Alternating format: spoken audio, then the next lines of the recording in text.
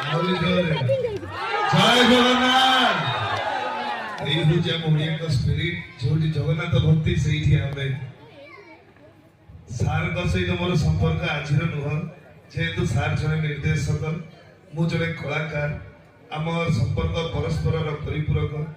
ତେଣୁ ଆଜି ଆପଣଙ୍କ ସାମ୍ନାରେ ଆମେ ଏକାଠି ଠିଆ ହେଇଥିଲେ ମଧ୍ୟ ବ୍ୟାକ୍ ଷ୍ଟେଜରେ ଆମ ସମ୍ପର୍କ ବହୁତ ମଧୁର ଏବଂ ସୁଦୃଢ଼। ଆଜି ଏଠାରେ ବସିଥିବା ମୋର ମଞ୍ଚ ତଳେ ଗୁରୁଜନ ମାନଙ୍କୁ এই অদ্ভুত মধুরমা প্রণাম এবং ଯେଉଁମାନେ ମୋ ବୟସର ଭାଇ ଭଉଣୀ ମାନେ ଅଛନ୍ତି ଏବଂ ମୋଠୁ ସାନ ଅଛନ୍ତି ସମସ୍ତଙ୍କୁ ମୋର ଅନ୍ତରରୁ ଭଲ ପାଇବା। ଲଭ୍ ୟୁ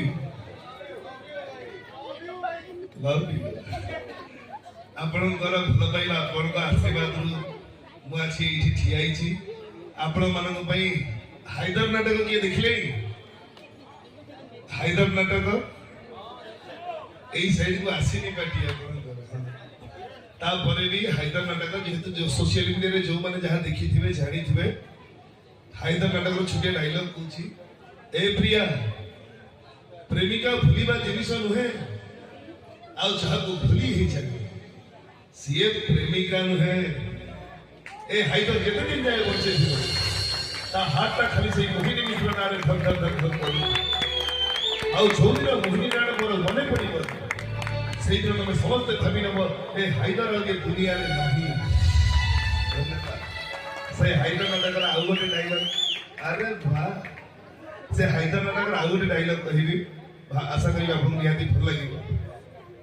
ଶାଳୀଟା ଅଭିଶାପ ଦେଇ, ହଁ ଅଭିଶାପ ଦେବା କଥା, ହେଲେ ତୋ ଅଭିଶାପ ଫଳିବ କି ନାହିଁ ସେଇଟା ମୁଁ ଜାଣିନି ମୋହିନୀ ମିଶ୍ର, କିନ୍ତୁ ତମ ଯୋଡ଼ିକି ଭଲରେ ଦେଖି କାନ୍ଦିବ ଚରିତ୍ର। ଏ ହାଇଦର ନୁହଁ, କାହିଁକି ନା ହାଇଦର ହିରୋ ନୁହଁ, ସେ ହଉଛି ଭିଲାନ। ହିରୋ ମାନେ ରାତି ସାରା କାନ୍ଦନ୍ତି, ସକାଳେ ହସନ୍ତି, ହେଲେ ଭିଲାନ ରାତି ସାରା ହସେ, ସକାଳେ Hare. I like to be ଭିଲାନ।